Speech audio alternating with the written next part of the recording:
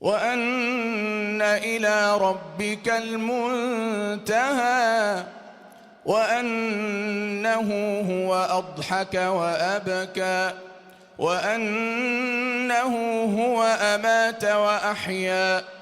وأنه خلق الزوجين الذكر والأنثى من نطفة إذا تمنى وأن عليه النشأة الأخرى وأنه هو أغنى وأقنى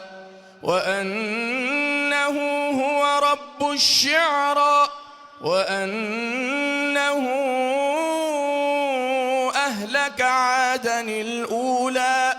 وثمودا فما أبقى وقوم نوح من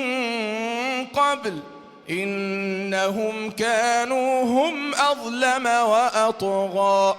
والمؤتفكة أهوى فغشاها ما غشى فبأي آلاء ربك تتمارى هذا نذير من النذر الأولى. الله